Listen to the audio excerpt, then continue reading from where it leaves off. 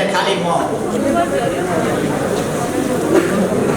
प्रदेश नम्बर 1 कै भेला भएको हुनाले अलिक थकित हालतमा भए पनि यहाँ उपस्थित हुनुभएको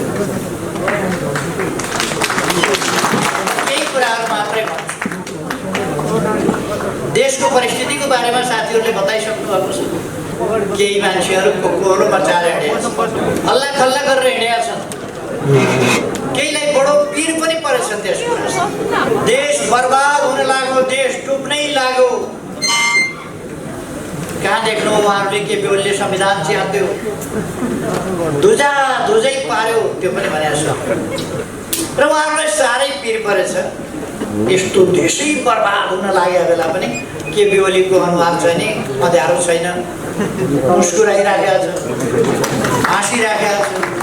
कस्तो मान्छे होला, देशै बर्बाद हुँदाखेरि पनि मुस्कुराइराखे। उहाँहरूले बर्बाद पार्न नपाएकोमा उहाँहरूको चिन्ता मात्रै हो।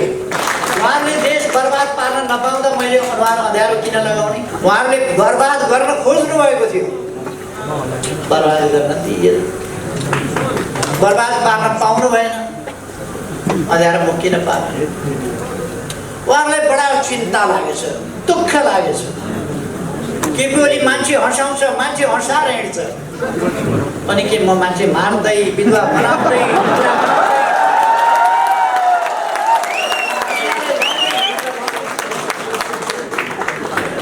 मैले दुनियाँलाई रुवाउँदै हिँडु, हँसाउँदै हिँड्छ मान्छे। म देशैको अनुहारमा मुस्कान ल्याउन चाहन्छु। हाम्रा बालबालिकाको अनुहारमा मुस्कान ल्याउन चाहन्छु, हाम्रा किशोरहरूको किशोरीहरूको अनुहारमा मुस्कान ल्याउन चाहन्छु, हाम्रा युवाहरूको अनुहारमा मुस्कान ल्याउन चाहन्छु, हाम्रा बाआमाहरूका अनुहारमा मुस्कान ल्याउन चाहन्छु। अनि मजदुर किसानहरूका अनुहारमा। त्यसै कारण हामी थुप्रै कामहरू गरिरहेका छौँ गरिबका लागि, जनताका लागि। सडकमा बालबालिकाहरू रहनु हुँदैन अभिभावक विहीन भएर, उनीहरूका आँखामा आँसु हुनु हुँदैन, उनीहरूका चेहरामा मुस्कान हुनुपर्दछ। सरकारले अभिभावकको काम गर्नुपर्दछ भनेर मैले भनेको छु, र त्यो काम हामी गरि पनि रहेका छौँ। अनि विभत्स क्रियाकलाप, विभत्स दृश्य हेरेर दुनियाँ रुवाएर, रुवाउने पनि एक किसिमले हो र। कसैको घोडा खोर्सिहाल्छ, कसैको गाडी खोर्सिहाल्छ, कसैको खेत खोर्सिहाल्छ, कसैको घर खोर्सिहाल्छ, कसैको पैसा खोर्सिहाल्छ। रुवाउने पनि तरिका एउटा मात्रै हो र। मारेर पनि रुवाएको छ, कुटेर पनि रुवाएको छ, लुटेर पनि रुवाएको छ। अनि मैले हँसाएँ भनेर पेट भएछ। मान्छे हाँसे जोक गरिरहेछ, जोक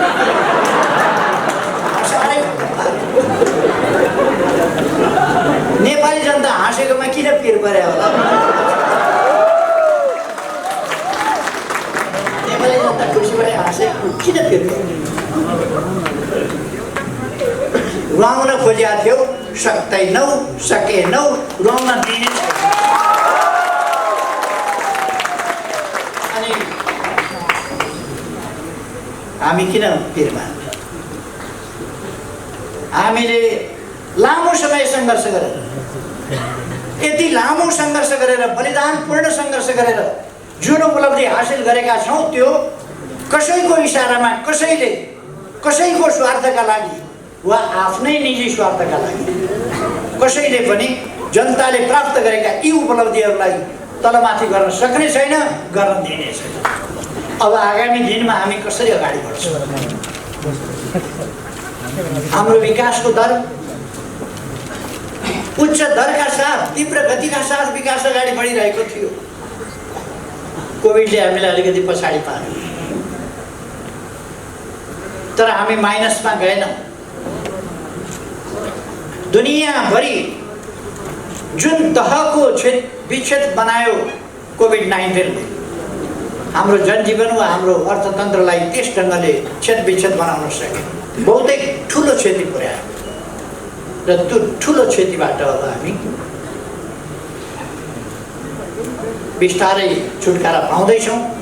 र अब कोभिडको भ्याक्सिन निकट भविष्यमा आउँदैछ। त्यसपछि हामी कोभिड नियन्त्रण गरेर हाम्रो विकासको गतिलाई अझ ज्यादै तीव्रता दिनेछौँ।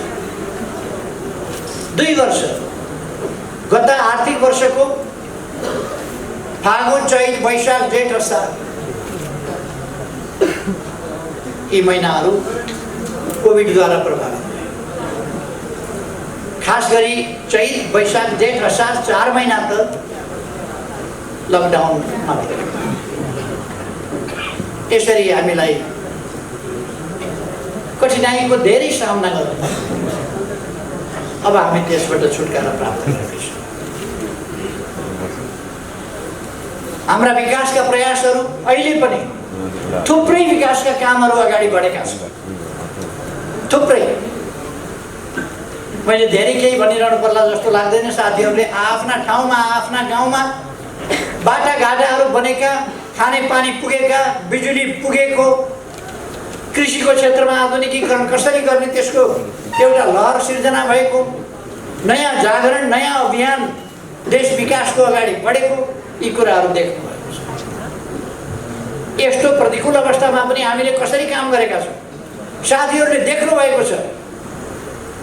सायद ठुलै देशमा पनि यस्तो रेकर्ड कम होला। एकै दिन 309 वटा हस्पिटलको शिलान्यास हुन्छ नेपालमा। अस्ति भर्खर मात्रै हामीले गरेका छौँ 309 वटा अस्पताल एकै दिन। यद्यपि 396 वटा गर्ने हाम्रो योजना थियो, तर त्यसमा केही प्राविधिक कारणहरूले त्यसै दिन गर्न सकिएन। तर एकै दिनमा मात्रै पनि हामीले 309 वटा अस्पताल शिलान्यास गऱ्यौँ। अर्थात् हाम्रो विकासको आकांक्षा र हाम्रो प्रयास असाधारण छ। विकासको हाम्रो चाहना पनि असाधारण छ र हाम्रो प्रयास पनि असाधारण छ।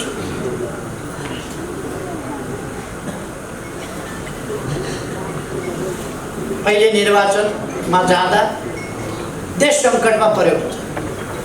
पहिले नभए पनि त 1.5 वर्षपछि त निर्वाचन हुन्थ्यो।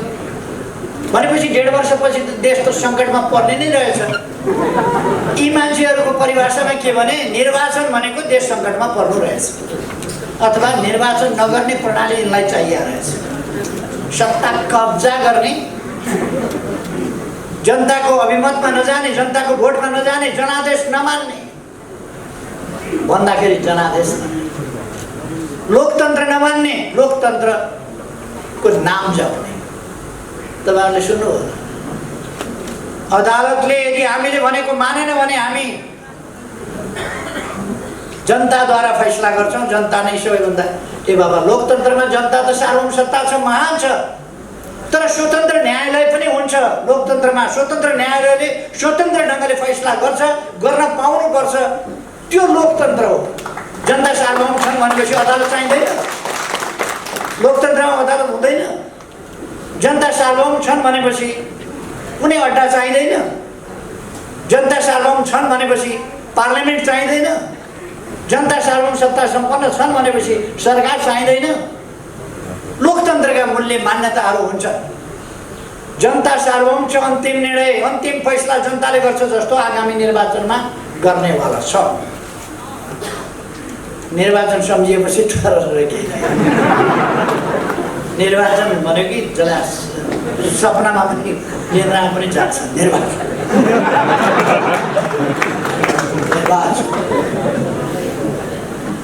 अनि कुरा गर्ने लोकतन्त्रका निर्वाचन भनेपछि जनतालाई दिएको दुःख, जनताका अगाडि ढाँटेका कुराहरू, जनतालाई दिएका प्रताडना, देशका विरुद्ध गरेका कुकर्महरू सबैको हिसाब किताब जनताले गर्छ भन्ने थाहा छ। त्यसै कारण निर्वाचन भनेपछि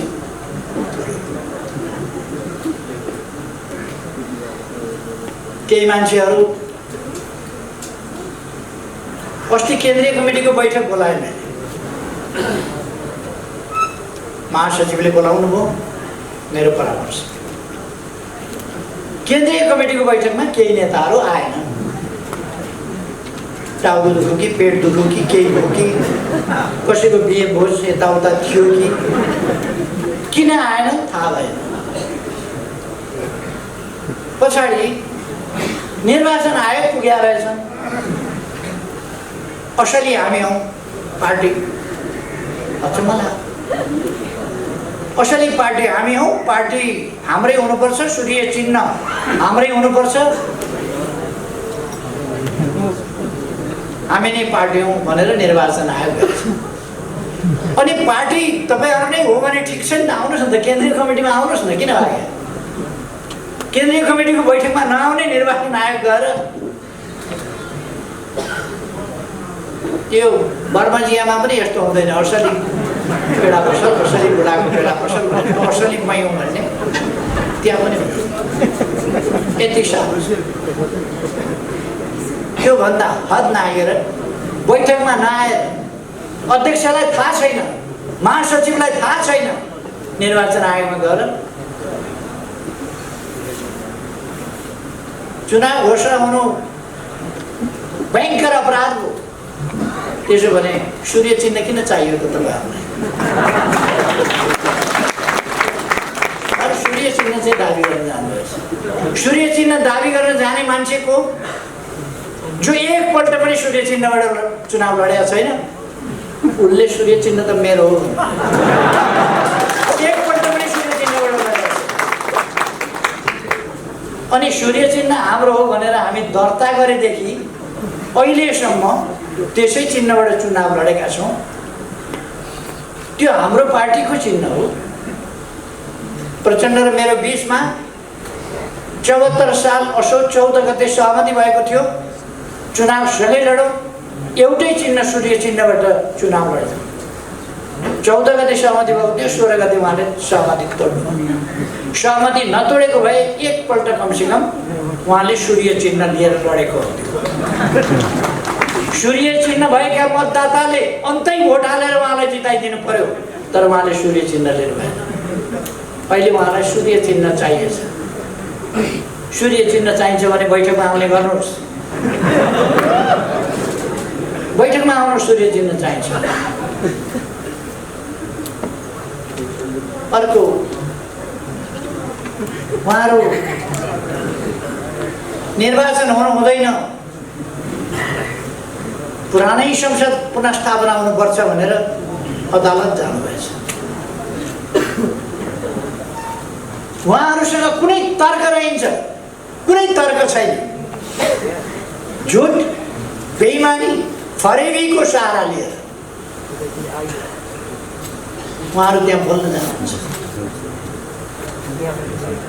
फलानु फलानु फलानु फलानु फलानु न्यायाधीश प्रधानमन्त्री कहाँ भेट्न गए, यति बजेदेखि यति बजेसम्म। यो भन्दा झुट, यो भन्दा बढी ठुलो बेइमानी के हुन्छ? न्याय प्रणालीमाथिको विश्वास जनताको हटाउनका लागि, न्याय प्रणालीमाथिको यो गम्भीर प्रहार, यो भन्दा घिनलाग्दो कुरा के हुन्छ? उहाँहरू यस कुरालाई प्रमाणित गरेर देखाउन सक्नुहुन्छ? ती नाम गरेका न्यायाधीशजीहरूलाई मैले सायद कहिले भेटेको पनि छैन। यसपल्ट मात्र होइन, कहिले पनि सायद भेटेको छैन। मैले निर्णय नै गर्दाखेरि पनि सपना प्रधानलाई भेटेको थिएँ। मैले प्रधान के अरे सर्वोच्चको न्यायाधीश हुनभन्दा अगाडि वकिल भएका बेला भेटेका थिएँ, देखेका थिएँ कुनै कार्यक्रम। व्यक्तिगत भेटघाट भएको छैन कहिले। कार्यक्रममा देखेको यस्तै कार्यक्रम। अरू न्यायाधीशहरूको नाम लिएको उहाँलाई मैले देखेको पनि छैन, सायद चिनेको पनि छैन। अनि यति बजे आएको एउटा पत्रिका जो झुट बोल्ने कर्तव्यको ठेक्का लिएर बसिरहेको छ। लाज पनि लाग्नु पर्ने हो। लोकतान्त्रिक संस्थाहरू माथि को हमला।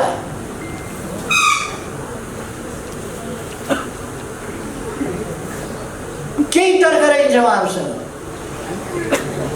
अनि के भन्नुभएछ? मन्त्री परिषदले गरेको निर्णयमा संविधानका धारा खुलाइएको छैन। मन्त्री परिषदले प्रतिनिधि सभा विघटन गरेर नयाँ निर्वाचनमा जाँदा त्यसको निर्णय गर्दा धारा खुलाएर गर्नुपर्छ भन्ने कुन संविधानमा कुन कानुनमा छ? त्यति त कमसेकम बहस गर्न जाने, सर्वोच्च अदालतसम्म बहस गर्न जानेहरूलाई थाहा हुनुपर्छ नि त्यो संविधानको कुन धारामा छ, कुन ऐनको धारामा छ, कुन नियमावलीमा छ। त्यसपछि क्याबिनेटको निर्णय नभए पनि हुने हो, तर क्याबिनेटको निर्णय गरेर खुलेआम भनेर उहाँहरूको जस्तो लुकेर 3:30 बजे दर्ता गर्न लगेकोलाई बिहान 10:40 मै म कहाँ आएको थियो भनेर किर्ते शनाखत गरेर चल्ने हाम्रो चलन छैन। हामीले मन्त्री परिषदमा निर्णय गर्दा नेपालको संविधान बमोजिम प्रतिनिधि सभा विघटन गर्ने र नयाँ निर्वाचनमा जाने भन्ने निर्णय गर्यौँ, स्वाभाविक हो। त्यसपछि त्यो निर्णय सिफारिस गर्दा प्रधानमन्त्रीले गर्ने हो। वकिलहरूलाई यति थाहा हुनुपर्छ नि,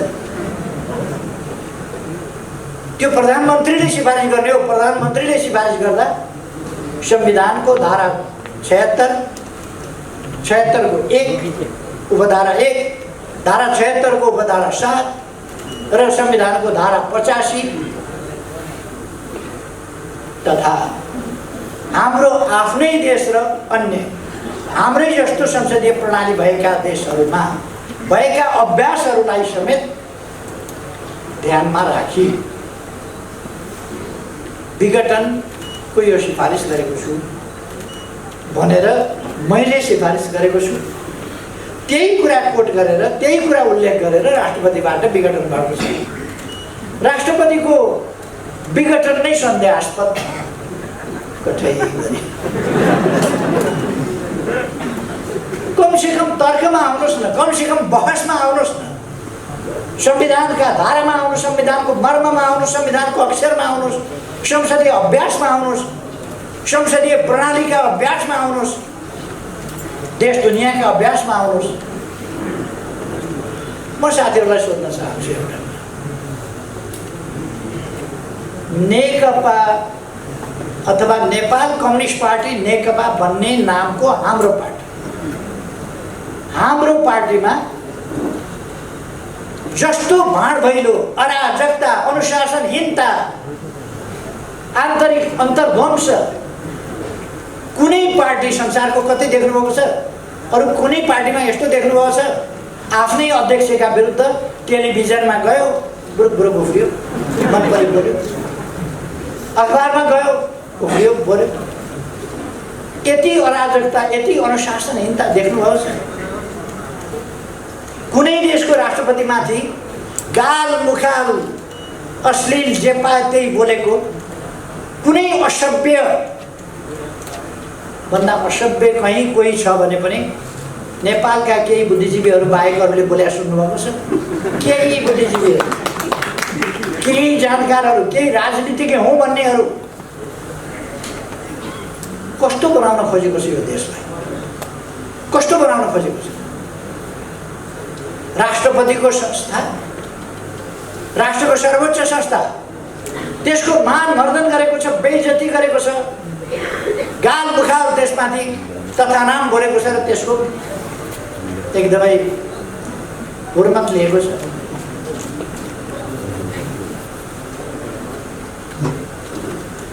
शक्ति पृथकीकरणको सिद्धान्त अनुसार न्यायालय स्वतन्त्र न्यायालय, सम्मानित सर्वोच्च अदालतको हुर्मत लिएको छ। पहिलेको संविधानले संवैधानिक इजलासको व्यवस्था गरेको छ र संवैधानिक प्रश्न आयो भने संवैधानिक इजलासबाट हुन्छ। हिजोसम्म 2-3 दिन बहस, अर्कै इजलासमा, बृहत इजलासमा, फुल बेन्चमा लानुपर्छ, यहाँ संवैधानिक इजलासमा पाइँदैन। संविधान संशोधन गर्नु पर्यो नि त पैसा। अनावश्यक ढङ्गको झमेला। निर्वाचन आयोगमा गएर मलाई अचम्म लागेको थियो, केन्द्रीय कमिटीमा बैठकमा आएनन् नेताहरू, कहाँ गए भनेर माइती गठबन्धनमा देखियो यहाँ छौँ। म माइती गठबन्धनमा पुगेँ, छैनन् फेरि साथीहरू, कहाँ हराए? निर्वाचन आयोगमा पुगेछन्। निर्वाचनको काम अगाडि नबढाउनु, निर्वाचन रोक्नु, निर्वाचनको कुनै प्रक्रिया अगाडि नबनाउनु, तयारी नगर्नु भनेर त्यहाँ पनि टाँसेकै थिए, हामी यहाँ छौँ।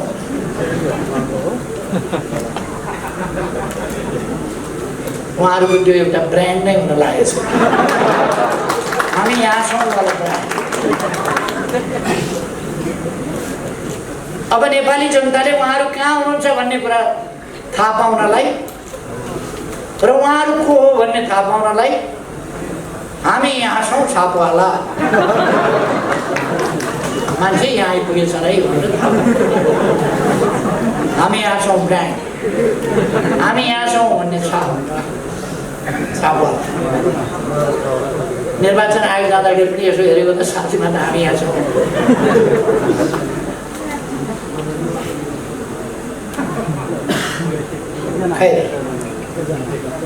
निर्वाचन आयोगमा गएर निर्वाचनको प्रक्रिया रोक्नु।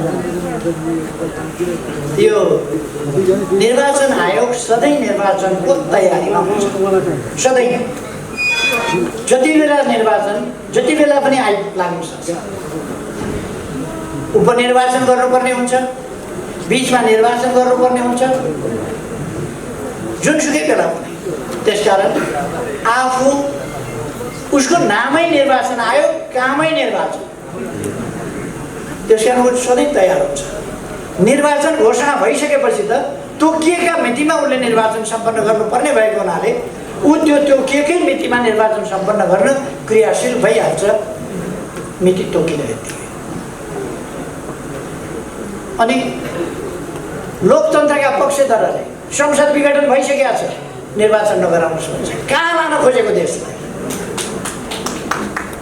आरोपहरूलाई विभिन्न किसिमका लगाउने, तर उहाँहरूले देशलाई लान खोजेको कहाँ? प्रतिनिधि सभा विघटन भइसक्यो, निर्वाचन गर्न हुँदैन भन्नुहुन्छ उहाँहरू। अनि उहाँहरूले धाक लाउने गर्नुभएछ, धाक लाउने गर्नुभएछ। नत्र हामी सडकबाटै यो गर्छौँ त्यो गर्छौँ भनेर।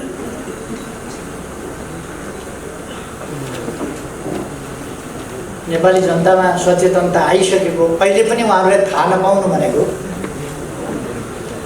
उहाँहरू कति स्लो मान्छे हो। पार्टी छोड्नु हुँदैन भन्ने पनि थाहा नपाउने स्लो, निर्वाचन हुन्छ भन्ने पनि थाहा नपाउने स्लो, कति स्लो। तर एउटा कुरा उहाँहरूले थाहा पाउनु भएको छ है, निर्वाचन भयो भने हालत के हुन्छ आफ्नो त्यसै थाहा।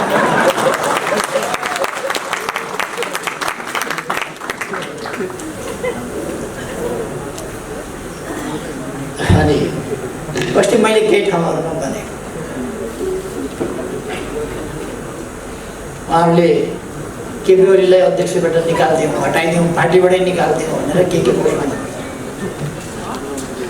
अचम्म लाग्छ। प्रथम अध्यक्षलाई हिजो एकता हुँदाखेरि पनि कमसेकम ठुलो पार्टीको अध्यक्षलाई, एकता भएपछि पनि प्रथम अध्यक्षलाई,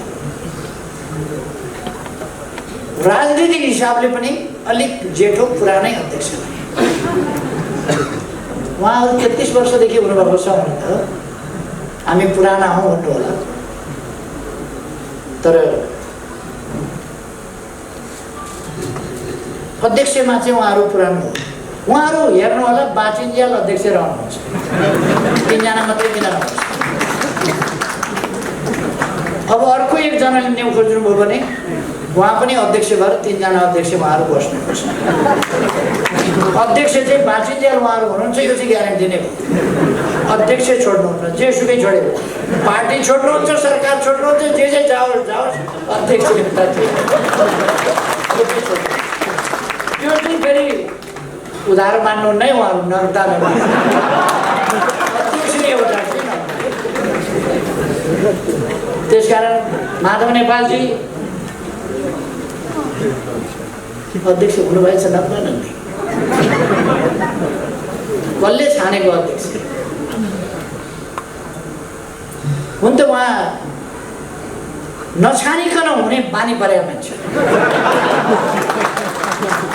उहाँ पार्टीको महासचिव हुनुभयो महाधिवेशनबाट होइन जननेता मदन भण्डारीको निधन भएपछि त्यो मौकामा उहाँ महासचिव हुन्छ अरू साथी हुन तयार भएनन् उहाँ हामझाम गरेर तयार महाधिवेशनबाट छानिएको होइन दुई ठाउँबाट चुनाव हार्नुभयो उहाँ प्रधानमन्त्री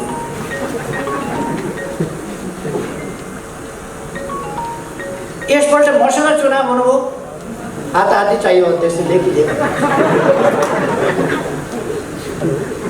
बरु चुनाव अगाडि नै मलाई भनेको भए म छोडिदिन्थेँ होला 3-4 पल्ट छोडिदिएकै थिएँ के फेरि छोडिदिन्थेँ होला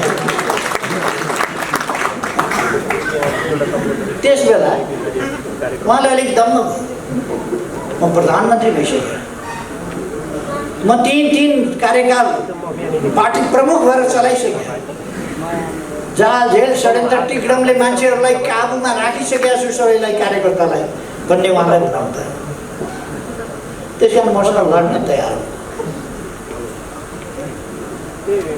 चुनाव हारेका दिनदेखि उहाँलाई अध्यक्ष चाहियो चुनाव हारेका दिनदेखि अध्यक्ष चाहियो एकजनाको मात्रै व्यवस्थापन भएर हुँदैन हाम्रो पनि व्यवस्थापन हुनुपर्छ भनेर उहाँले व्यवस्थापन गर्दा जे होस् कोही कब्जा गर्ने नीतिका कोही स्वस्थ बाटोबाट सही बाटोबाट होइन जसकेलाबाट छिरेर विभिन्न पदमा पुग्ने बानी परेका कोही सल्लाहको रुख जस्तो सबलाई लखेटी खेती जहाँ पुग्यो त्यहाँ भाँड्यो मोहन वैद्य आफ्ना गुरु आफूलाई राजनीतिमा ल्याउने गुरुलाई लखेटेर पार्टीको वास्तवलाई मोहन वैद्य एकपल्ट डाक्टर बाबुराम भट्टराई प्रयोग गर्नुसम्म गरे उनलाई त्यति बेला डा लेखेको एउटा मान्छे चाहिएको थियो डा पनि खास ठाउँको डा खुब प्रयोग गरे पछि बिचरा डाक्नु छ अहिले त धोती कुर्ता लाएर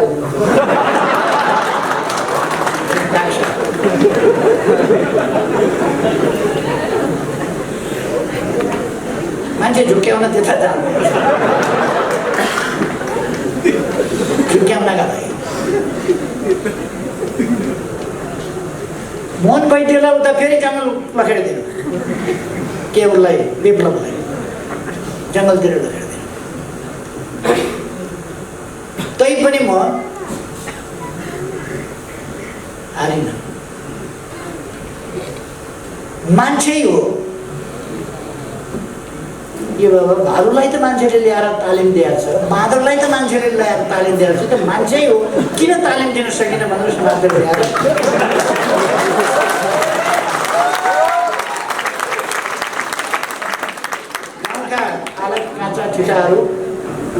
गाउँका आलक काँचा ठिटाहरू ल्याएर सेनाको तालिम दिन्छ 9 महिना तालिम दिँदाखेरि ऊ सेना भइसक्छ प्रहरीको तालिम दिन्छ प्रहरी भइसक्छ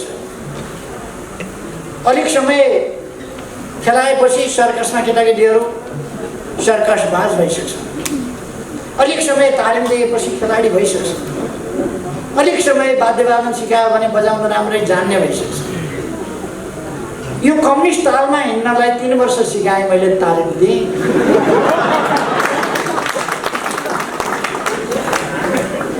म बजाउँछु दुःख तपाईँलाई ऊ नाच्छ धानेकी जस्तो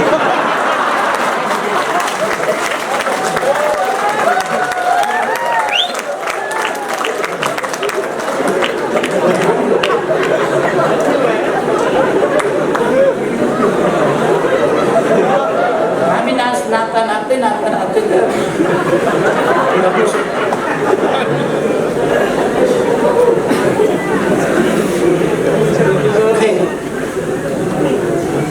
पनि हाँस्छ उहाँहरू। अब परिस्थितिको आक्रमण भइसक्यो होला, अब आउनुहोस्, बुझिसक्नु होला नि, अब त आउनुहोस्, अब आउनुहोस् पार्टी। तपाईँको अध्यक्ष पद खोसेको छैन, मलाई थाहा छ नि, अध्यक्षकै लागि पनि मेट्ने मान्छे हो त, खोसेको छैन, अहिले पनि छँदैछ अध्यक्ष पद। आउनुहोस्, वरिष्ठ नेताहरूका पद पनि छँदैछन्, आउनुहोस्, बस्नु।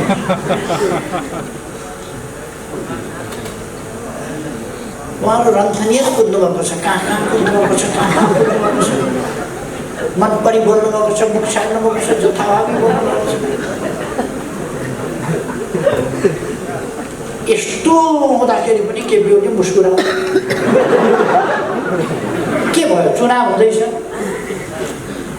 चुनाव हुँदैछ, हामी जित्दैछौँ।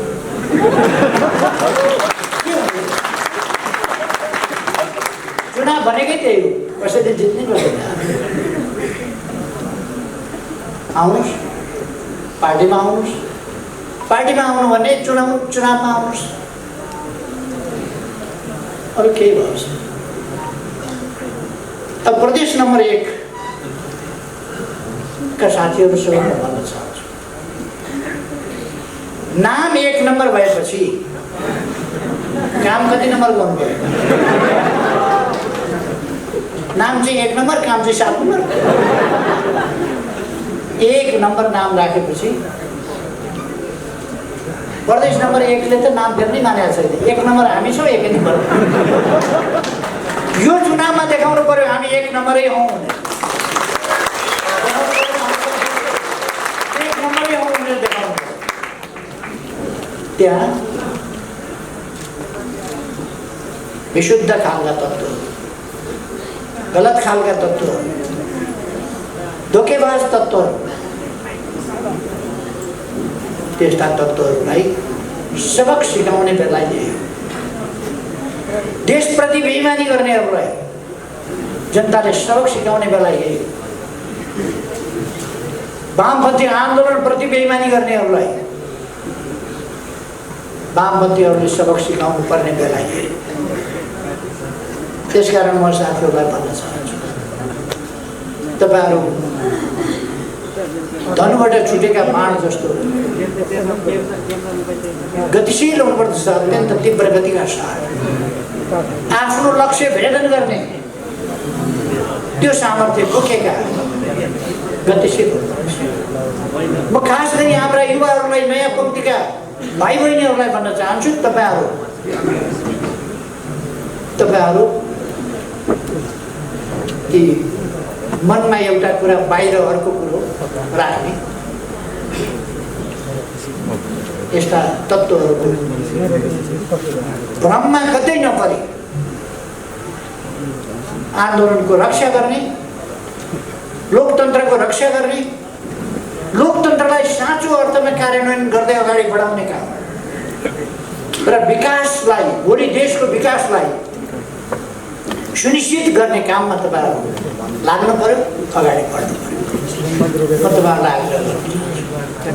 यसको अर्थ युवालाई आग्रह गरौँ, हामीलाई त केही पनि भनेन भन्ने पर्दा सायद मैले सबैलाई भने, तर युवाहरू चाहिँ अलिक बढी फुर्ती साथ दौड्न सक्नुहुन्छ। युवाहरूले बढी गति साथ काम गर्नु पर्यो, भ्रम तोडेर, भ्रमबाट मुक्त गराएर दर्शक साथीहरूलाई बाटो बिराउन नदिनुहोस्। कतिपय मान्छेहरू बाटो बिराएका पनि छन्, भ्रममा पारेका छन्।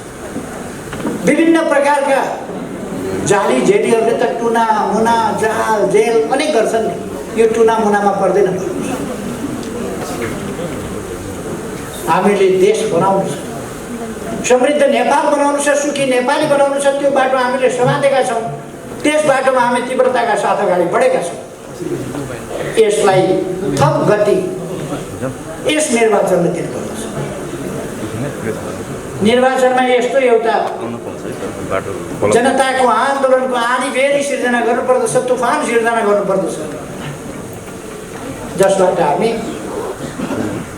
सही देशभक्तपूर्ण विचारहरू त्यसलाई अगाडि बढाउन सक्छौँ। देश विकासका कामहरूलाई अगाडि बढाउने विचारहरूलाई रक्षा गर्न सक्यौँ। त्यसै गरेर देश बनाउने शक्तिलाई कमजोर हुन नदिउँ, सुदृढ गरौँ। सुदृढ शक्ति नभइकन देश बनाउन सकिँदैन। तपाईँ हामीले देखेका छौँ के अर्थ हुन्छ विचारको, के अर्थ हुन्छ लिडरसिपको, के अर्थ हुन्छ मजबुत पार्टीको, त्यो तपाईँ हामीले देखेका छौँ। चुनावभन्दा अगाडि कमसेकम हामी तपाईँहरूका समक्ष के वितरण गर्नेछौँ भने यसपल्ट दोस्रो पल्ट म प्रधानमन्त्री भएको फागुन 3 गते बाटो कति बनेको थियो देशमा, त्यस यता कति बन्यो, कतिका दरले वर्षमा बन्ने गरेको थियो त्यति बेला, अहिले दिनमा कति बन्ने गरेको छ। म वर्षको हिसाब गर्दिनँ, दिनको। अहिले जनसङ्ख्या कति जनसङ्ख्याले बिजुली पायो, त्यस बेलासम्म कतिले पाएको थियो, कतिले बिजुली पायो, कति कहाँ खानेपानी पुग्यो, यातायात सुविधा कहाँ पुग्यो, कहाँ अस्पताल बने, कहाँ शिक्षालय बने, कहाँ के बने, भूकम्पबाट पुनर्निर्माण कति भयो यस बिचमा, यी सबै कुरा तुलनात्मक रूपमा तपाईँहरू समक्ष ल्याइनेछ। त्यस कारण म साथीहरूलाई आग्रह गर्न चाहन्छु, कुनै पनि किसिमको भ्रममा नपरेर दृढतापूर्वक अगाडि बढौँ, भ्रमलाई तोडेर अगाडि बढौँ। हाम्रा उद्देश्यहरू, महान उद्देश्यहरू, हाम्रो देशभक्ति, हाम्रो राष्ट्र, हाम्रो राष्ट्रिय स्वाभिमान, हाम्रो विकासको नीति, हाम्रो प्रतिबद्धता, हामीले गरेका काम त्यसअनुसार, हाम्रा उपलब्धिहरू र अब हामी के गर्न चाहन्छौँ भन्ने कुरा सविस्तार ठिक ढङ्गले लिएर जनताका बिचमा जाउँ। म साथीहरूलाई आग्रह गर्न चाहन्छु, हामीलाई थाहा छ हामी निर्वाध ढङ्गले काम गर्न पाउँदैनौँ। कतिपय विरोधीहरू केही गर्नु पर्दैन विरोधीका लागि, आफै विरोधी हुन्छ। जस्तो आजैका अखबार हेर्नुभयो भने तपाईँले देखिहाल्नुहुन्छ, जन्मसिद्ध विरोधी किन भयो भने त्यसको जन्मै विरोध गर्नका लागि गराइएको हो। जन्मै भएको गराइएको त्यही विरोध गर्नका लागि। त्यसै कारण उसले त आफ्नो काम कर्तव्य त पालना गर्नै पर्यो। उसले देशलाई भन्दा आफ्नो स्वार्थलाई माथि देख्न, तर हामीले आफ्नो स्वार्थ होइन देशको स्वार्थलाई अगाडि राख्नुपर्छ र त्यस्ता कुनै प्रकारका तत्त्वहरूसँग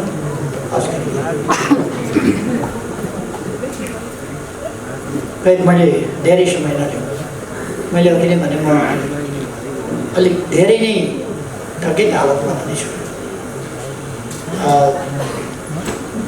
मैले विश्वास लिएको छु यसपल्ट साथीहरूले यस्तो सक्रियता देखाउनुहुनेछ, यस्तो एकता देखाउनुहुनेछ, यस्तो गतिशीलता देखाउनुहुनेछ जसबाट प्रदेश नम्बर 1 कै रूपमा उदाउँछ।